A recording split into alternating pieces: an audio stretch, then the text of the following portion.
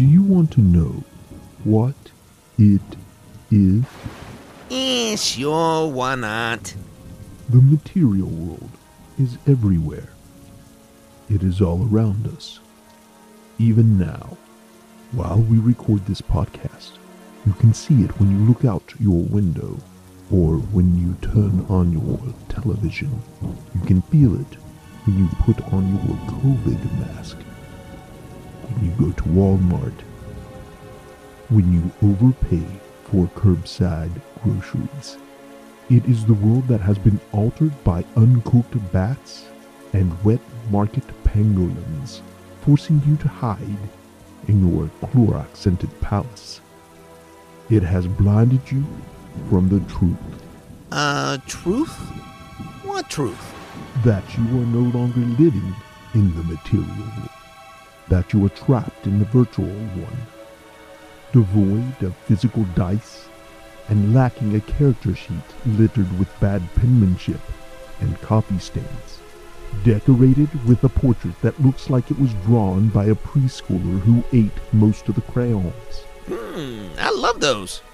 The green ones are my favorite. You have been forced into a prison that you cannot smell, taste, or touch. A prison for these times. Hey, I was in prison last week. It wasn't half bad. My bunkmate was a little skittish, though. Unfortunately, no one can be told what the material world is. You have to see it for yourself. This is your last chance. After this, there is no turning back. You take the blue pill.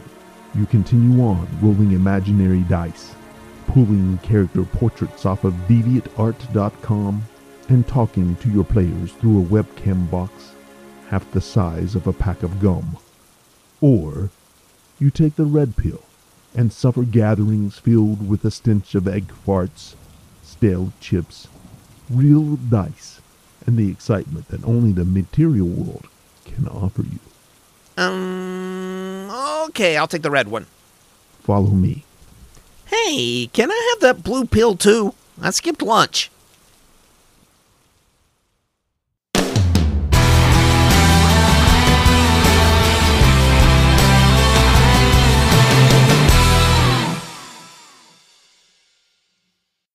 A brief announcement before we get started with this week's podcast.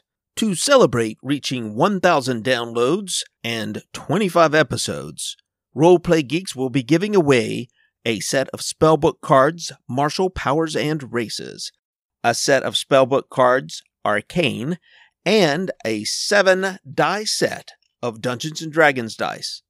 In addition to that, we will also be giving away a 4 Horsemen t-shirt. To enter, head on over to roleplaygeeks.com and check out our contest page. And now back to the regularly scheduled program. Welcome to Roleplay Geeks. This is Frank. This is your token hippie, John. This is Jim.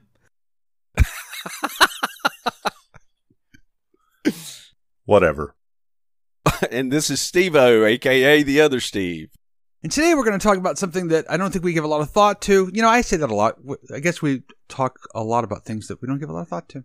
I think Anyway. it's your token phrase now. I think Could that's be. your... I don't know. Yeah.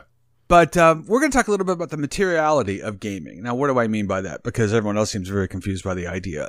It's the physical manifestation of our gaming. So, for the most part, when it comes to gaming, certainly the type of gaming that we deal with, we've said it a bazillion times, theater of the mind. So the idea is that the way we role play, it's all a very mental exercise. You have to picture it in your own head. And I can pretty much guarantee that no matter how I, as a game master, lay out a particular scenario, the way that Jimmy pictures it is going to differ than the way that Steve-O pictures it. And that's going to differ than the way that Steven pictures it. You know, even the little details about maybe the hair colors or whatever it may be. And that's because it's a personal imagery of, you know, what's going on. And that's kind of cool because it allows you to picture a scenario, a situation the way you like. However, we're still tied to the real world. And we talk a lot about pen and paper role playing. And we use that to differentiate between, say, computer role playing. I think it's going to be interesting to talk a little bit about those physical aspects that are in the real world that we use in gaming and how important that is to our gaming. Right on, man. Was given a brief break to have a different voice, but okay, fine. So let's start with the easy and obvious one. Let's talk about the thing that I think is pretty unique to gaming. You don't see in a lot of other games is dice. I mean, dice are arguably, if you wanted to hold up a token to represent gaming, I think most people would grab some sort of role-playing dice. So let's talk a little bit about dice. So I want to talk a little about the history of role-playing dice to start, because I found this recently, and I was looking for something unrelated and ended up running across it. But so the reason that we use all these weird-looking things is back in the 70s when they were first writing Dungeons and Dragons, they originally only wanted to have two types of dice. One was a D20. And one was a D6. And the idea behind that is much like Traveler, which we've talked a lot about. D6 is the reason. Take a drink. Yeah, there you go. The reason they use the D6 is because they're in like every game ever. Like they're everywhere. Most people have some set of D6s laying around their house, which is quite nice. So I remember whenever I first bought I really should say first played Dungeons and Dragons, and that was the thing that intrigued me, I think, the most. It was the first time I ever saw a game that used something besides besides 6d6s. We had all these polyhedron dice. Most people that I was gaming with had, multicolored ones and translucent ones, and I was just so intrigued by that. Oh wow, this is a D20, this is a D12. These are cool looking.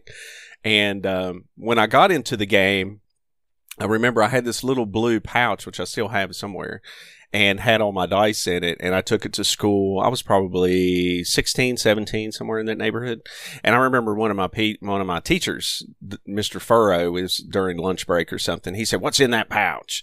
And I honestly think he thought I was carrying pot or something in it. But when I showed him, I was like, "It's jewels beyond your wildest imagination." And I pulled them out because they're all translucent and stuff. He looked at me like I was real weird, man, for some reason. I don't know.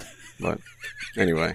Well, the thing that's kind of interesting about that is how they got those. Is they originally ordered, there was a science artifacts, I don't know what science things for kids store that where if you were a teacher, you could order things to be in your classroom and stuff. And they had these different polyhedron dice that you could order, and they were actually just shapes with no numbers on them. And the idea was that science teachers or math teachers could order them to explain these different shapes to kids.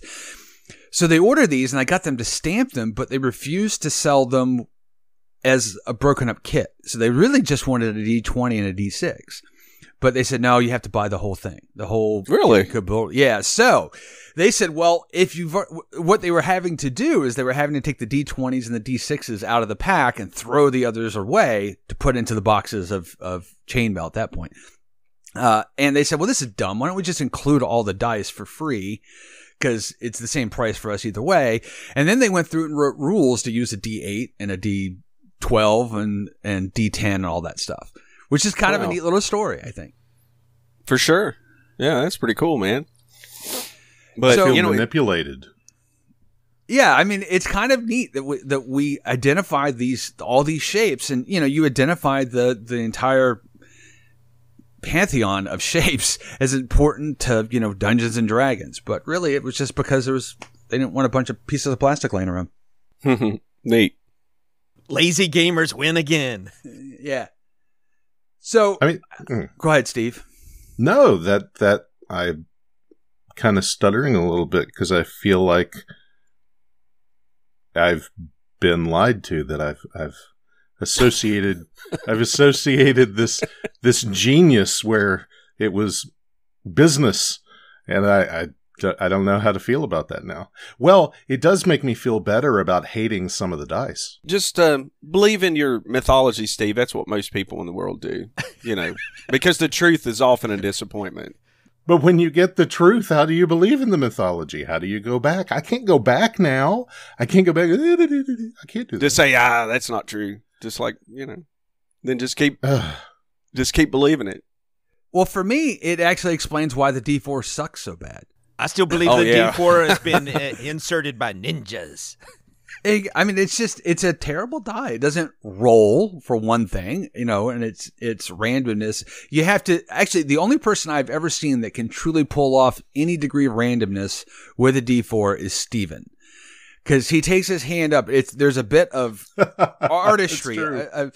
He takes his hand up way in the hair, like he's, I can't even think of, it's almost like he's a Shakespearean actor making a soliloquy, and then he drops the die from this great height and it bounces around. And you're like, okay, that's probably a valid roll, because everyone else just kind of tosses it out, and it more or less just slides, and it's whatever it leaves your hand. But Steve has this artistry to it that I'm like, well, he's probably properly, quote unquote, rolling a D4. Thank you for saying that about my pretentious dice rolling. I appreciate that. It makes me feel a little better.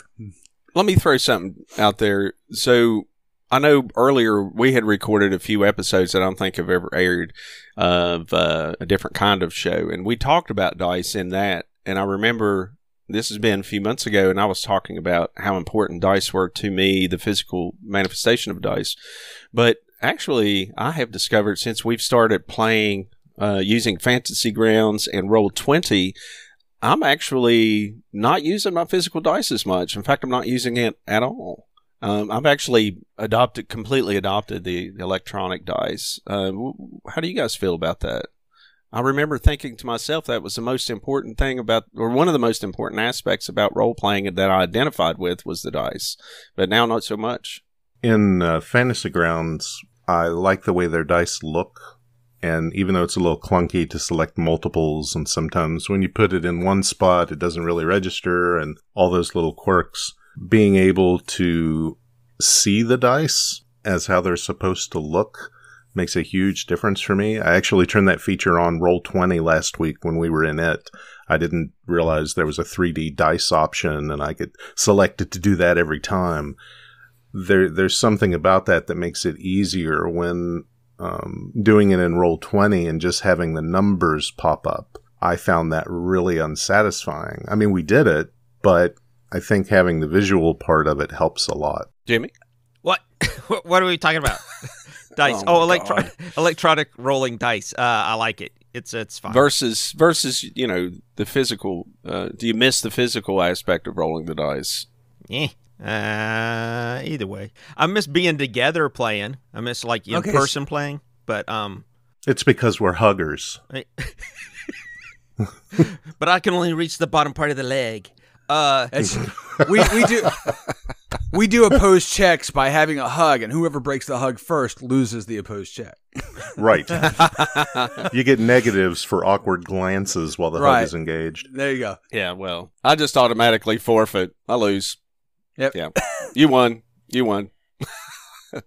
Take a step back. You won. Boomer. Okay, so I think we'll talk more about the materiality of being in person, because I think that's an important aspect of it. But so I'm gonna do a Steven-esque tangent to get back around to Steve-O's original point. So the thing that struck me interesting about what you said there, Steven, was that how they appear. You like the way they look, and Steve-O touched on this briefly when he talked about people had different types of die and stuff like that. And I believe that dice became very interesting and very important as a manifestation of showing your personality as a gamer, right? So when possible, I mean, obviously not everyone could do that. When you bought the box set, you got this plastic set of dice. And all I remember is the expert set, because it was blue and I had the expert set and the dice were blue. I vaguely remember the red box having reddish dice, but I'm not sure about that, because I'm not sure if I don't really remember the red set as well. And one of the first things you always wanted to do was get your own set of dice, your set of dice. And you couldn't have the same color dice as somebody else. And, it's slightly different. And sometimes people would have these translucent dice, which were cool looking. And some people would have a solid die. And sometimes they were rounded edges. And almost all the dices now have that sort of roundedness around the edges. The, what's the company, Steven, that does the solid edge ones that doesn't exist anymore? Game Science. Well, Game Science. It looks like they exist again. There you go. So Game Science has these particular types of dice which were much more common than the sort of rounded edge ones back in the day, as they say. But, the dice were kind of an interesting talisman almost of you, of the, if you got red versus green or whatever it may be. It wasn't actually, in some ways, and I'm going to touch on this and then try to dodge away from it as quickly as possible before Steven kicks in. It's not actually that radically different in some ways by what Magic card colors you choose. Like that says a little bit about you and your type of style. Not a lot, but a little bit. So that's my sort of side Steven as tangent, which is one of the reasons that I don't like the digital rolling as much. I feel that while I can customize them at a color level, they're basically the same dice. And the way they behave, I agree with you that it's a lot better to have a physical looking thing that I can roll as opposed to just a random number generator. But at the same time, I don't like the fact they sink into the desktop and, they don't exist. And I find some of the stuff kludgy, how you choose it. And more often than not, I'm not actually rolling dice. I'm just pushing an ability number on the character sheet and sort of dragging it over, and it rolls dice for me, but I don't get to pick dice. I don't get to make that decision, that irrational decision of, I'm not going to roll that guy today because he's been rolling bad. I'm going to roll this other guy because he's been rolling good for me tonight. I don't get to do those types of things. That stupid, but it makes me a little more connected to the game. I mean, I do it because it does so much. It's so much nicer to be able to push the button and all the pluses and minuses and advantages and disadvantages and all that junk gets worked out, which I like, but I do miss the physicality of it. I don't care. I could pick a random number generator or type it in a calculator. I don't care. It's a number. Throw it out there. Well, if you type it in a calculator, it's just a number, Jimmy.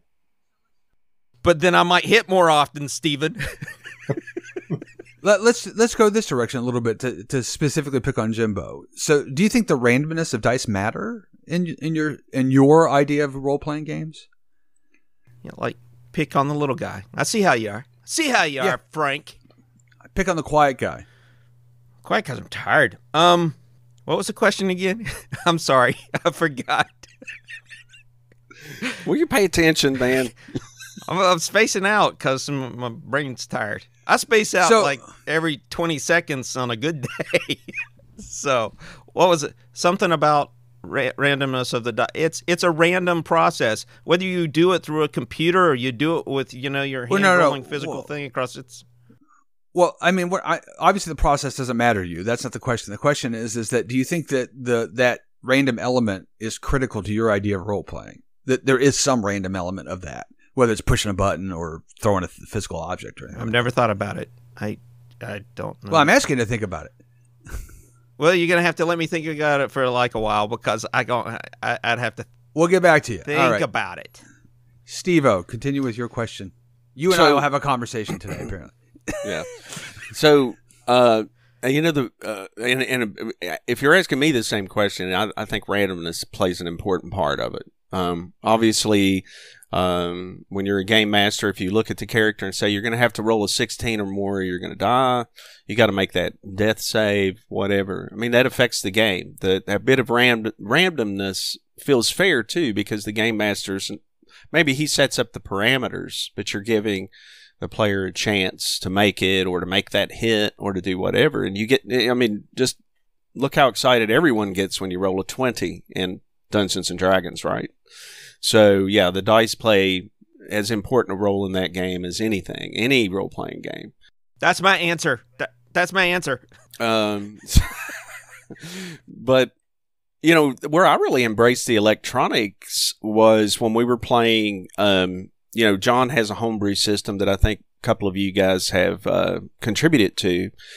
Frank's running a fantasy game similar to Dungeons and Dragons with it. And the rules in that one, you take your skill level, which can be quite high, like maybe 52 or something like that, and you add it, percentile dice to your skill, and the objective is to score 100 or above typically for a success roll. And I think there's different degrees of success. But anyway, I found it really easy because we're using roll 20 for that campaign, and I found it really easy. Just for instance, if it was, I think my melee skill was something like 52. So I could go in and say, roll percentile dice plus 52 every time. And all I had to do was hit a button. I didn't have to do any math in my head or whatever. I could just say, that's my roll. I scored a 117 or whatever because it all added it all up really quick. And since then, I've actually kind of gotten into using the electronic dice, and I don't even break my dice out now for any game.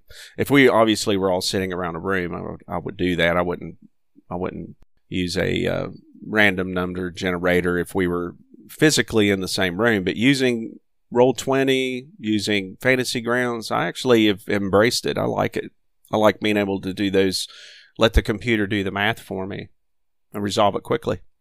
So a consequence, and since we're talking about gaming in the material world versus the virtual, you look at figures, and I was going through and I was looking at like trying to decipher some of the financial stuff from Wizards of the Coast. And in 2019, the Magic Arena application for playing Magic online with certain formats had 1.8 billion games played. And it seems that they have enjoyed a 72% growth in new players. Magic players spend 8 hours a week on Arena.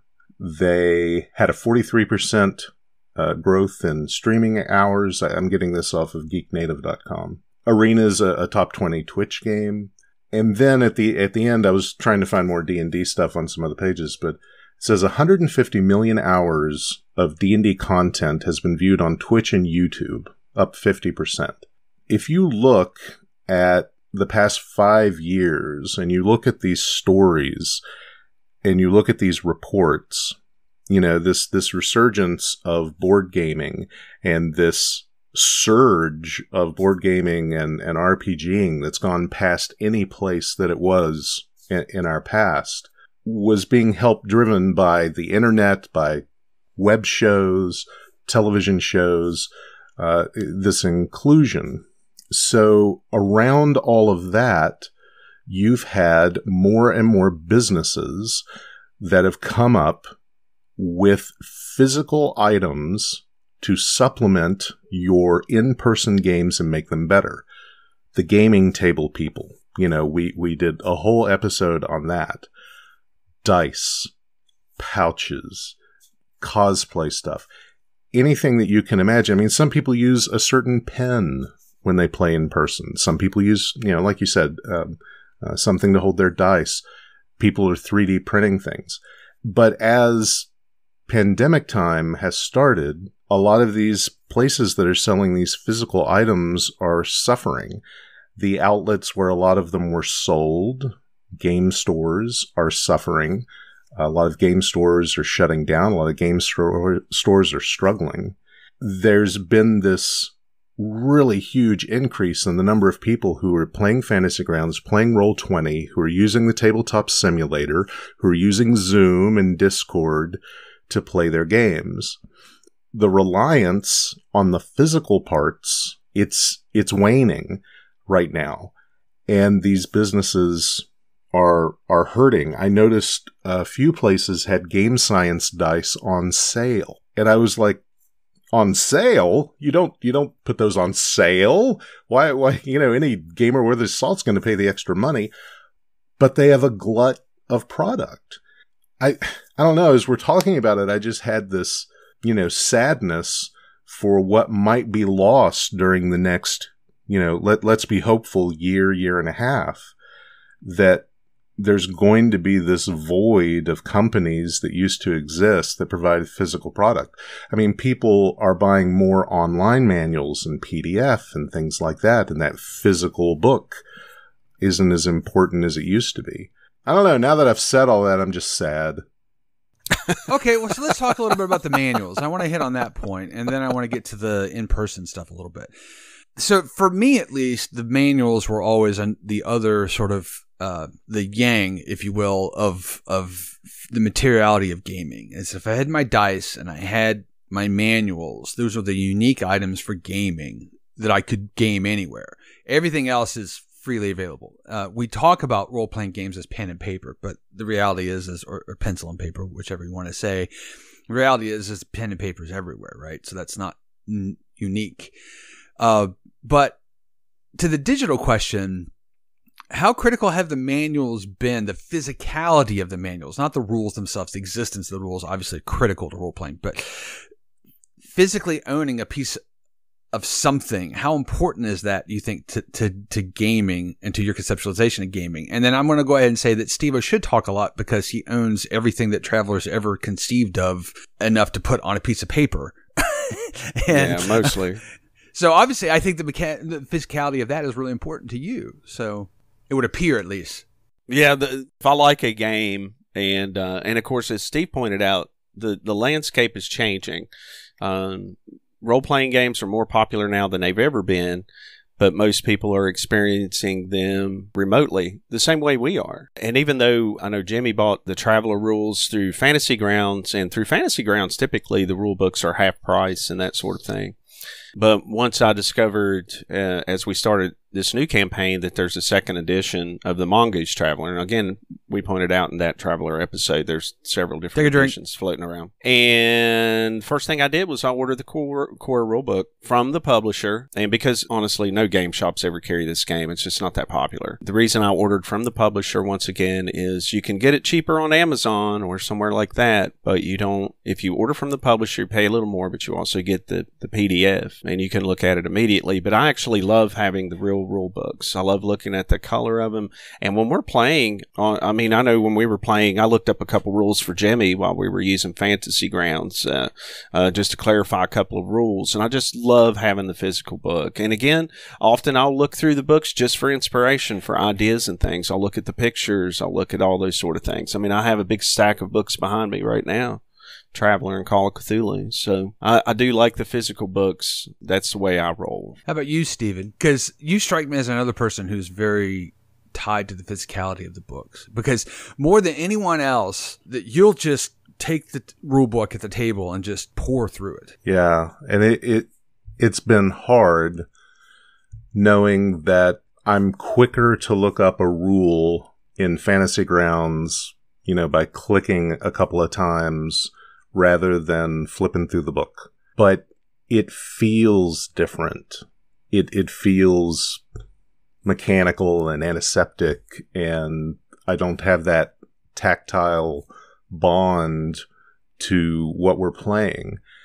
That really bothers me. I mean, I'll take the books we grew up with down every now and again, and I'll just leaf through them, and I'll be like, wait a second, what was on page 51 again of the DMG? Oh, yes. One of the things that I really miss about leafing through a book is the accidental discoveries.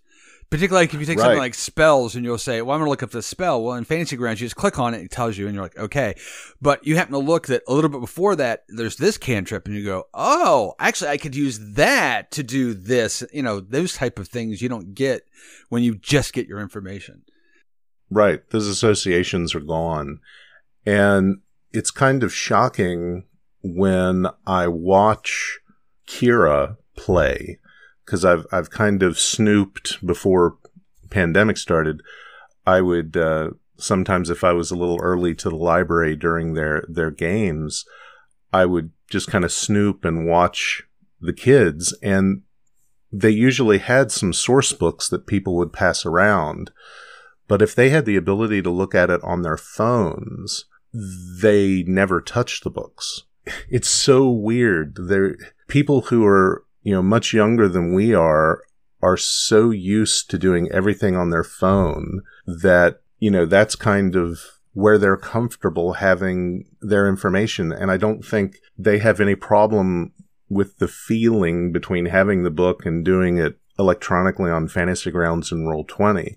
And the fact is that if the world continues the way it is with the way we use this technology, then the prevalence of having a physical volume is going to continue to wane. More and more people are not going to find that kind of comfort in having those things. And that's a weird thing, being on the other end of this age spectrum in gaming, to know that, your connection to what you play is not important at all to the people who are going to replace you. I'm sad again. I'm sad. Damn it. Damn it to hell. So, Jimmy, you strike me as kind of an outlier. Pay attention. Focus. I'm trying to figure out where we are. Okay. Okay. You strike me as a little bit of an outlier because you've, interestingly enough, invested in See, here's the thing. He's laughing at his own, Yes. not paying attention. There's nothing you can do. There's just simply nothing you can do about it. Is that we should just do a podcast of Jimmy laughing. The world amuses me, my friend. Everything amuses me. We could do a whole Can episode. you imagine if he was your heart surgeon? Yeah. Where was I? What was the... What? Aorta? What? Ventrica what? Where's that book with the pictures of the heart in it? I need to center myself again. No, the one with the collared pictures. I think it'd help me better.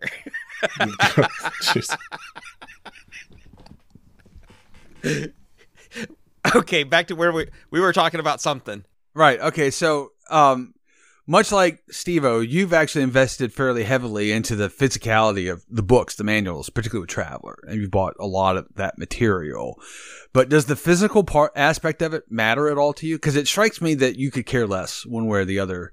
Couldn't care less. I'm sorry, one way or the other. That you've got a physical thing versus a digital thing. Context matters here. So if I'm playing the game as I'm playing it, I don't care. I really don't. If I gun to head, if I had to pick a preference while playing a game and having to use a manual to look something up, I would prefer a physical book because I'm old. And we like things with papers and smells and the tactile things. And I'm old now, so I'm really simple. So getting into computers, learning how to push buttons and click on things with the little, what do you call the mousy thing? I don't know. I don't like it. That's one setting. That's one context. The other context is if I'm just at home and I want to read through a manual or something, I'm never going to do it on a computer. I'm almost always going to pick the book up, kick back in a chair, and peruse the book that way. There's something about also the art. So I like the pictures.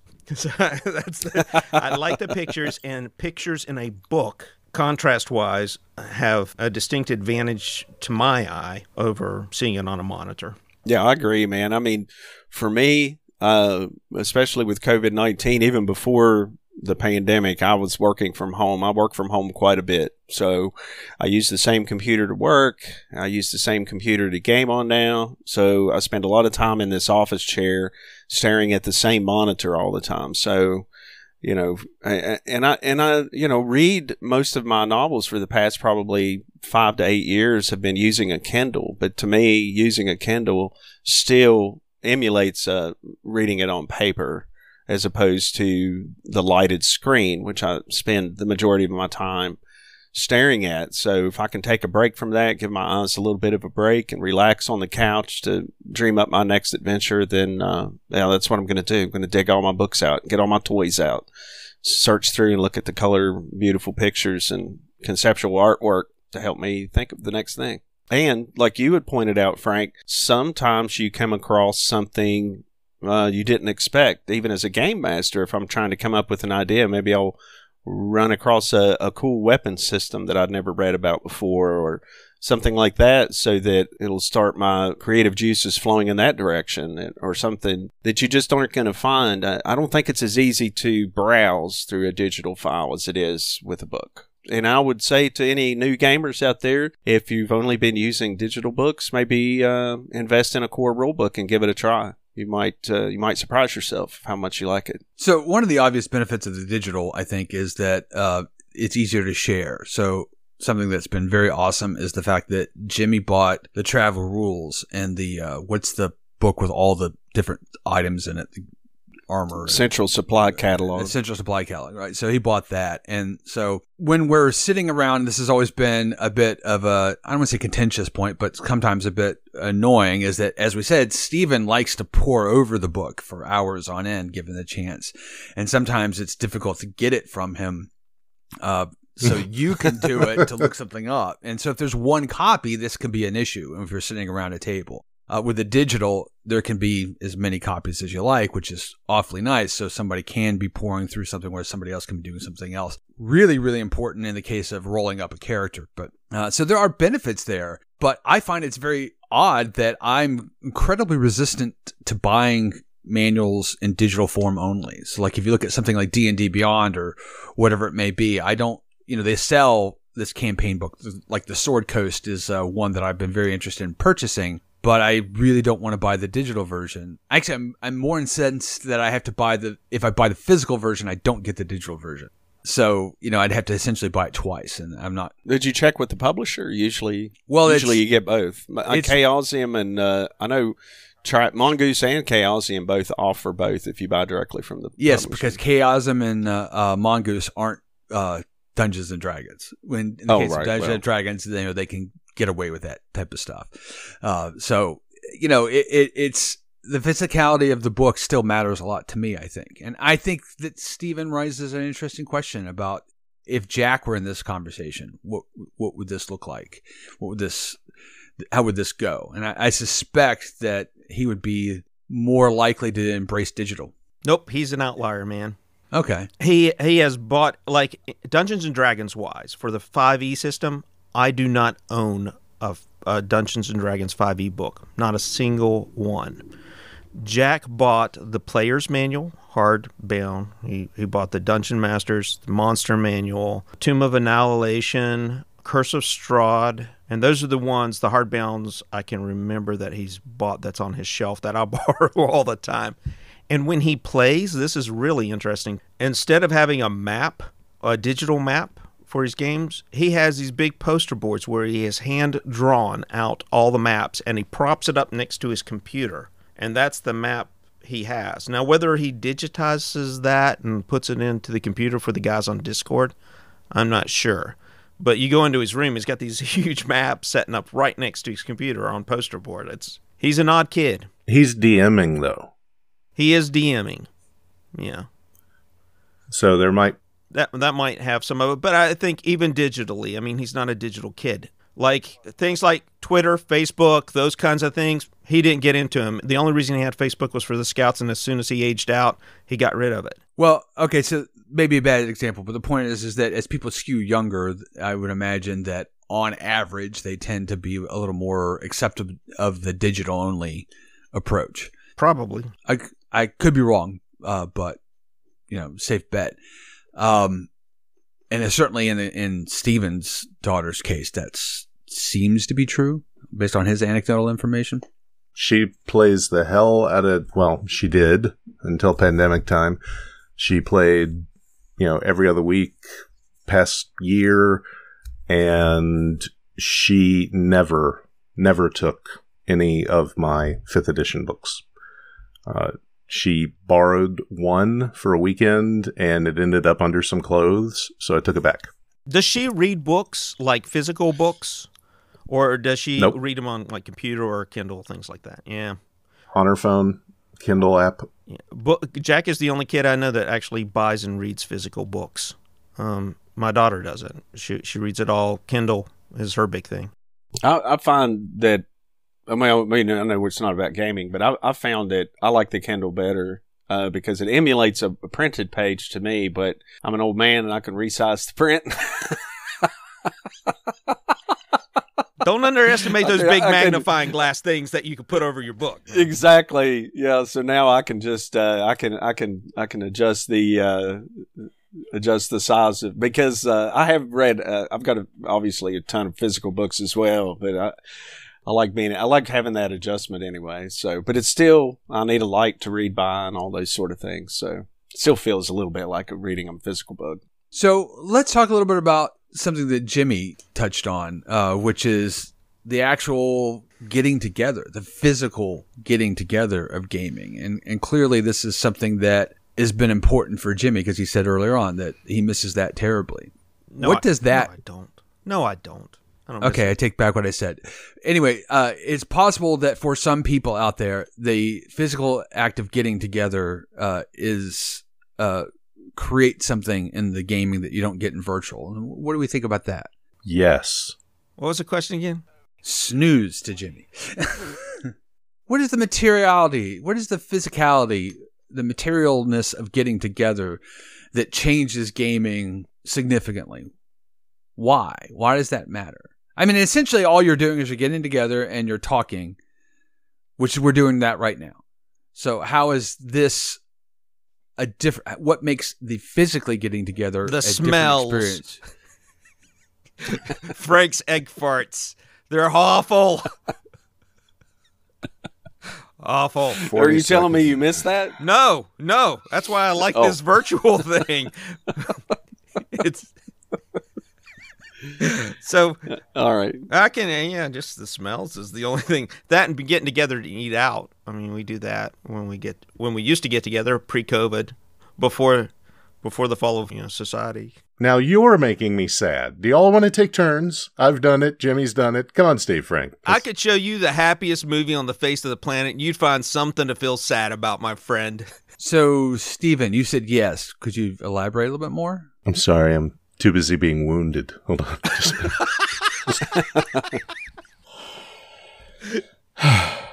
Okay, so what I'm hearing is that there actually isn't anything about the physicality, really, other than the smell. What do you think, Dan? I mean, your point of view. I mean, for me, I've been playing remotely the past few months with you guys, and the only time I got to game was when I came up with an idea, and I would travel up to Morgantown to sit down with you guys and run through an adventure for over a weekend or something like that. I haven't had a regular gaming group in the physical sense for quite a while. So for me, this has actually been awesome because, I'm back to gaming twice a week now, and it's been really great for me and really enjoying it. So, but for you, I know you guys all got together at least once a week and would try to game and hang out, or how often was it? I'm not sure. Maybe once a month, maybe once We got every to 4 to about 6 weeks. Twice a month, didn't we? At one point, We got up to Probably. twice a month. We dreamed about every once a week. yeah. But family and life and everything. Yeah. So you've got a really good point that with this, I've played more. I've gamed more in any given week than I have ever. Well, since I was in high school, maybe college, I gamed a lot in college too. I used to game 2 or 3 times a week because I had different groups that I gamed with. But that's been more years than I care to admit at this point. So it's been nice for me. It's been great getting back into gaming and stuff. It's awesome. You know what? I think we game more remotely than we did when we were in person. Like when we were, It's easier. When we were in person, we would generally talk about what was going on in our lives and that kind of thing. I do miss, like, physically, the record player. I miss that. I miss, like, going through Frank's record collection because it's significant, and picking out an album, putting it on, pausing the game or getting up while the game's going on and walking over and flipping it over. I like that. So I miss that. I miss missing out on the Scotch sessions. I hate Scotch. These guys love it, but it was pretty cool because the guys would all get these different kinds of Scotch and talk about, or I'm absolutely convinced they got to be pretending how nice it is and how good it is because it tastes like gasoline to me. But I miss those sessions. That part of the Only the Lagavulin.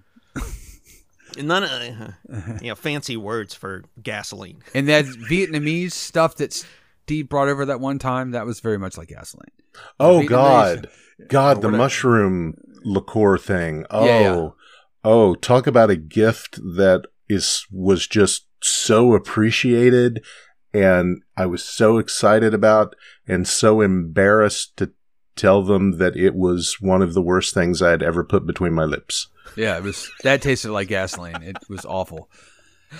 But Yeah. I to Steve did bounce a question to me, and I think they summed up all my points for the most part in this, which is I've gamed more in the last 8 weeks than I have in the last 8 years, easily. And I've actually gamed more, not gotten together to game, but gamed more. I'm playing 3 times a week right now, which literally this week I was like, man, I think I'm playing too much, which is a statement I would never have said in the last X number of decades. It's been great to do that. And it's been great to play different groups and play different settings and try different things. So for me, this has been a game-assance, if you will, of gaming. It's just been a wonderful thing. And to be perfectly honest, should COVID-19 be magically banished next week, I'd still be wanting to do it this way for the most part, because I think it's something that we would do more regularly. I think there's a difference in the two experiences, and we've discussed in years past of bringing Steve-O on board by sticking him as a disembodied head on a laptop on the end of the table or whatever. And that would just be weird. It was weird when we did the one podcast that way. It's not weird when we're all digital, you know? And there are aspects. Go ahead. Yeah, well, on the podcast front, that's actually something else that I think I missed, the material, physical being in the same room. There's pros and cons. So the one thing I missed about it... No. There are no pros, because when we're not in the same room, you giggle at least 67% less. Well, there's something about there's more. I don't know if it's chemistry or just being able to. The smells? Organic, it smells. And it feels a little bit more organic when you're in the room together, the conversation on the podcast, and I could be remembering that incorrectly. But the headaches that it causes in terms of recording, I don't miss that. Like doing it this way, it's much easier in the editing than it was doing it in person. But I do miss sitting around the table, sort of that, I don't know, intimacy in the room while you're doing the podcast. It made everything different and better, I think, at least for me. And we did that on game days, which is the only reason I brought that up. We'd usually do it before we gamed, I think, and then we would go and quote unquote. And that's when we were doing the podcast twice a week, and that was probably the point where we were playing twice a month. But we do play more, and we get more gaming done. As you stated, we don't shoot the breeze nearly as much in this format. I too miss some of the musicality stuff. But at the same time, what I tend to do is I'll play Spotify through my headphones while we're gaming. So I get to listen to music, and I just turn the volume down so it's just sort of background noise like it is when we're listening to the record player. The one big difference, though, is that I'm playing stuff that interests me, which I know won't interest you at all. So I wouldn't play it on record if we were together. And it does change. It does color what I'm listening to dramatically when we're together, because we tend to go into things that are common-ish interests, and allows me to reconnect with things that I maybe just don't, because I've been exploring other things. That's a tangent. No, I can't listen to music while we play through my headphones. I've tried with the volume being lower, but the volume's just lower. My brain still interprets it as being the same distance because it's all coming from the headphone. So I can't separate it, and it distracts me. And that does make me sad, because listening to music, throughout probably the majority of the time that we sit there has become something that I've really, really, really, I got into, and now I really, really miss. So for me, go ahead, Jimmy. Oh, just real quick. I just realized this. I am less distracted when we're all in the same room together than I am when we're doing this remotely. Shiny things, and the music thing you said is spot on for me. I get so easily distracted by anything.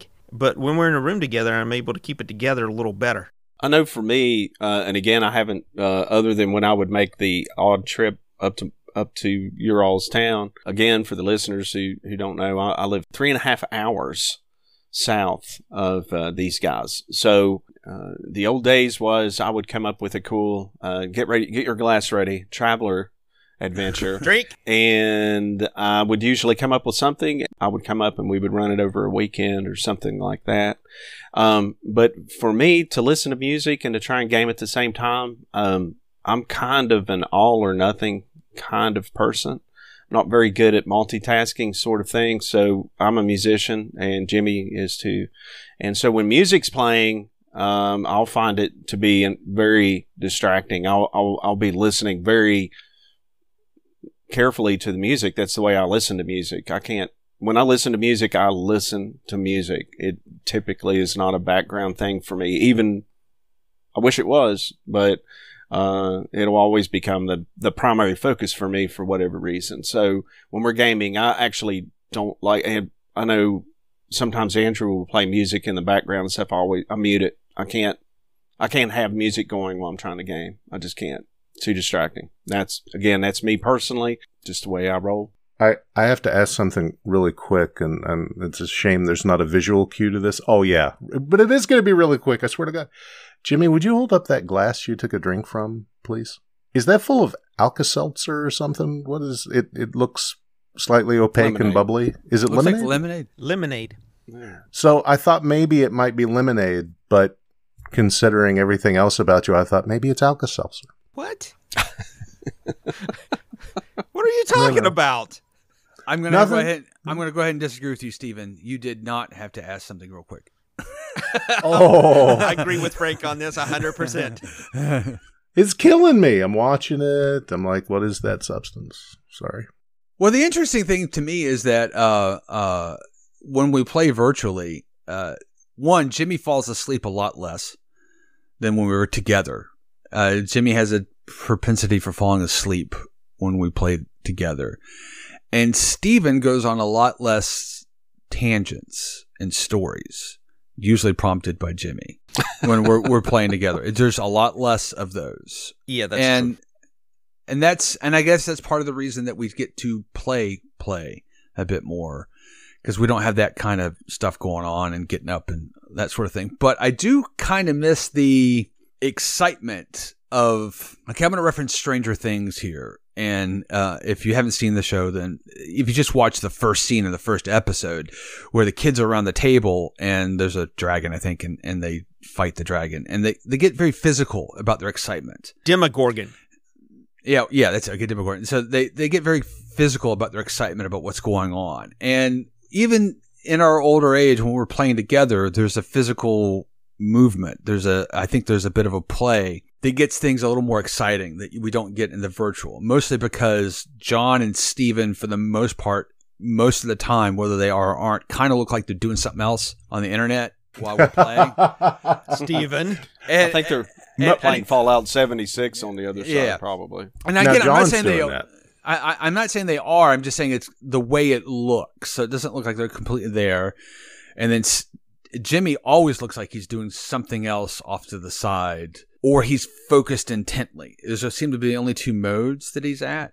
And I don't look at me, so I don't know what I look like. Steve-O does look like he's engaged pretty much solidly the entire time.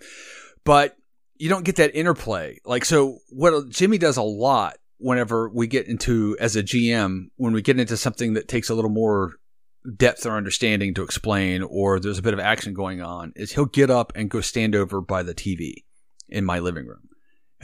Normally the way this works is that, again, without Steve-O, John and I sit opposite each other around a coffee table, and Steve and Jimmy share the couch. And then for whatever reason, Jimmy has this habit of getting up and walking over to in front of the TV. I don't know what that is or why that is. I'm a rabbit. I have a lot of nervous energy. That's why I sleep sometimes when there's not shiny things to distract me. Well, I'm just saying that it's a signal, and that it kind of changes the vibe, the physical vibe in the room. And we don't get that when we're in this virtual setting as much.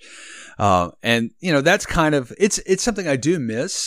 Is that physicality necessary or critical? No, it's not at all. We get to play more when we go virtual, but there are things that are missing that I think that energy that Steve-O was talking about, I believe it's Steve-O, that intersects between people has an important part of the materiality of gaming, at least for me.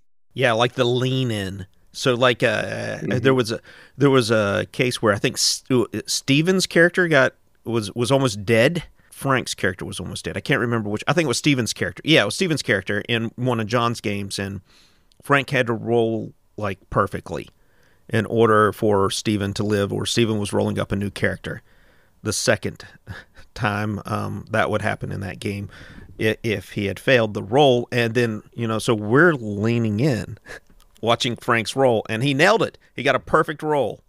So I rolled 100 on D100s. He rolled 100. So that was like one of those rare moments that happened 3 or 4 times in your gaming career.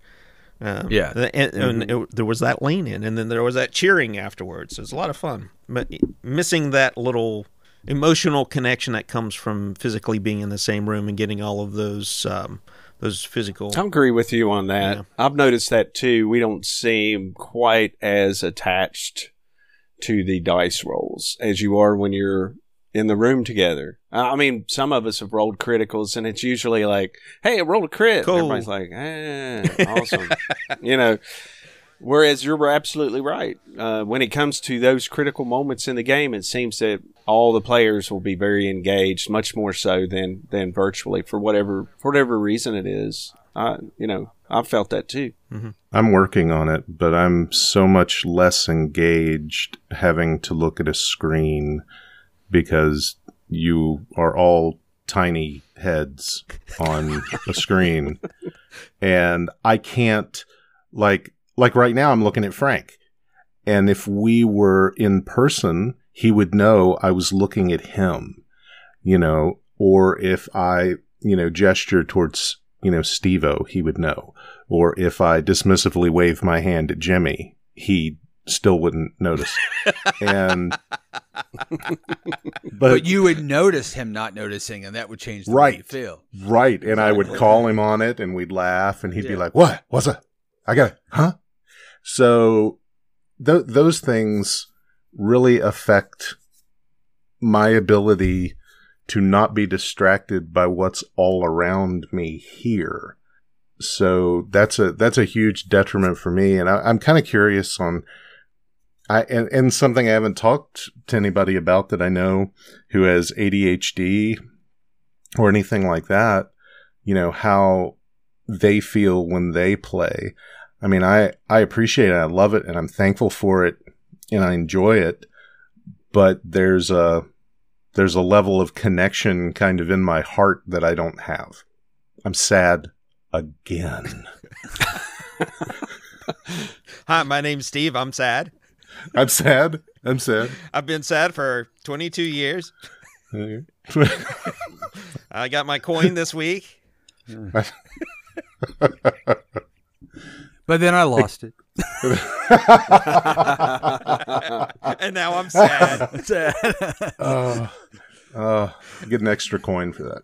There you go. Okay, so we talked a little bit about the materiality. There's a lot more parts of this. We didn't talk about pen and paper too much, other than I threw it off as it's everywhere. But I actually do find. Actually, let's talk a minute about pen and paper, because there is one other person that I know for a fact that is much more tied to the pen and paper, which is Steven. Steven is very particular whenever we make up a character to get a pencil and a piece of paper, and that's how he wants to do it. So it's kind of interesting that even when we're sitting around each other and around the table with each other, more often than not, I think Jimmy and I will use a digital. John and I definitely will use a digital means. Grab an iPad, type things in there, make up a character. Do you have a digital sheet? Do you have a PDF? Do you have whatever? Let's do it that way. Fight Club, let's use that instead of, whatever. That's something we'll definitely do. But Steven will say, no, I want pen and paper. I want to physically write down my stats as I roll them. Why is that? Is that critical to your connectivity to the character? Or? Yeah. I always did like D&D characters all the same, and I'd roll up the stats, and I'd, put strength, dexterity, con. I'd put all that in the upper left of my sheet, and I formatted all my sheets the same. I've still got sheets from junior high where instead of, I did it all, my own kind of way. And every game that we play, I like to do that. I'm kind of curious about Steve-O. Yeah, for sure. Yeah, I like a character sheet. You guys probably know that. And the same thing with when we were talking earlier about how we, I think during world building, we were talking about how we organize our campaigns. I use notebooks. I like the physical manifestation of things. I have stuff on digital as well. We've got archives and things that are digital, but, just had a hard drive failure not long ago. And so, you can always end up losing a lot of... Oh, come on. Turn that phone off. Yeah, I know. You can always end up losing a lot of things through that. And I don't know, just something different about it. I just like looking at notebooks. Notebooks yellow over time and, change their physical appearance. And I don't know. Steven's, have you ever seen Steven's character sheets, Steve-O? I've got one around, I think. Yeah. But They're like a piece of artwork that came from like a wild-eyed madman that's been locked away in a cell for a long time, and it's the stuff he scribbles on the walls of his cell. That's sort of what Steven's character sheets look like. It's a madness. So let's talk a little bit about Wildman artwork for a second, shall we? So speaking of that, Jimmy is very fond of drawing with pencil and paper. I've got a whole stack from various campaigns we have. He draws little cartoons that amuses him. And do you do that when we do virtual at all? Yeah, when we first started doing virtual, but not anymore. I've got a handful. I here. wouldn't say that is absolutely not true. Every time I've had a map, or Frank has had a map in Roll20, I guess I do it virtually. You start drawing cartoons on it. I guess I do it because virtually. we can't control that. We can't say, no, Jimmy, stop drawing on the map, and he'll draw little monsters coming out of the lake. And no, you still cartoon. You just, virtually, but we all get to share it. Yeah, I don't do pen and paper anymore. I did when we first started. Like the first couple of adventures, I would have paper sitting here and I would draw stuff, but... Is it just it's just a focal point? It's just a focal technique, right? Just to try to keep you focused? It's like I draw it out and then I'm like, okay, what were we doing? Oh yeah, the lake monster came out and is eating on Steve-O. I probably should do something to help him out. Whereas otherwise I'd be like, Frank, so what have we been doing for the last 20 minutes? I don't remember. Yeah. So, but the materiality of that doesn't matter. I mean, the digital works just fine for you in that regard. Other than you hate the Roll20 tools. Oh yeah, terrible whiteboard. And Fantasy Grounds suck. doesn't even have a whiteboard, which is just terrible. Makes Fantasy Grounds makes Roll20 look 1,000 times better, which it's not.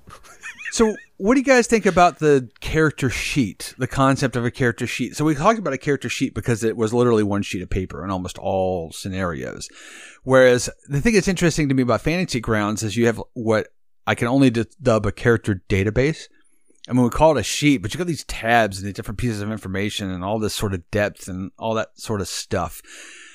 I mean, I still like the concept of a sheet. You know, it's just the highlights and not the depth and whatnot. And the thing that's kind of interesting to me is that I have never chronicled the history of my characters, in which something like a character database would be much more useful. And I don't really know why I've never done that, but the materiality, I think that because the materiality of a sheet doesn't allow me to do that very easily. Well, I don't want to take up the back with all this stuff because I want to keep my inventory or whatever. I mean, I like the character. You know, honestly, there's goods and pros and cons. Again, you know, I'm playing a cleric in Dungeons and Dragons and using Fantasy Grounds, and it's pretty neat. All my spells are right there and easy to access. And of course, again, we all get a little lost because there is so much detail on your character sheet. There's all kinds of tabs to click on. You know, I'm constantly asking Andrew, you know, what do I do here? You know, we're all a lot better at it now, but, you know, for the first month or two, you know, we were having to ask a lot of questions. But now that we know how to navigate those things, it's so neat to be able to click quickly in the middle of the game. It's, you know, during a combat round, during everyone else's turn, I'm reading through my spells. What's going to be the best thing against this giant spider or whatever? Let me interrupt for just 1 second. See there, Jimmy, what he's doing while everyone else is doing their turn is he's reading through his spells to figure out what he can do. That's a thing that some players choose to do. I don't understand what you're implying, Frank. I mean, I always am ready to go. Always. I mean, I need to be reminded where I am, but I mean, attack-wise, man, I'm a monk. I'm a dragon-born monk named Carol. And I've got like 3 attacks. That's all I can do. It's basically go in, flurry of blows, disengage, and hide. Flurry of misses. Or like our last session was flurry of misses, right? Yeah, I couldn't hit anything, and when I did, it was like 1 point of damage. Yeah. So you know, in that regard, it keeps the game moving pretty quick and all that sort of thing. But yeah, I mean, if I was playing in a room with everybody, I wouldn't use digital tools. I just, you know, I like the virtual. I mean, I like the physical sheet of it as much as anyone. I like to doodle on it, like to make my character portrait, things like that, not use tools to pick random pictures out and say, that's me. I like to draw him. So, this is what my guy looks like or whatever, and it helps me imagine what's really going on. Right. But it, once again, as far as flow for the game and that kind of stuff, the digital tools, keep it rolling. Otherwise, I may be, trying to leaf through the player's handbook or, trying to pry it out from under Steven's fingers and say, Steven, let me have the player's handbook. I need to look up some spells, right? Everybody can look it up all at the same time and figure out what their abilities can be to be most useful in the next combat round. So, all right, let me kind of put a bit of a bow on this. I think what we've more or less determined is the materiality of gaming, the material world, is important to our connectivity to emotional gaming, aspect. To our emotional aspect. Yeah, but even though it may in fact impair the functionality, we can game much more effectively, much more efficiently, arguably better with the all digital, non-material connectiveness being part of the thing. So the material gets in the way, but it also allows for that connectivity, which is kind of an interesting dichotomy. If you've got any thoughts about the material aspect of gaming and what part of that, what material components, if you will, are necessary for your gaming, hit us up with the contact information that's come along in a second. That's all we have for this week. Thanks for spending time with us. Please leave a review and comments wherever you listen. It helps others find the show. If you have topic suggestions or would like to get in touch, you can reach us at roleplaygeeks@roleplaygeeks.com.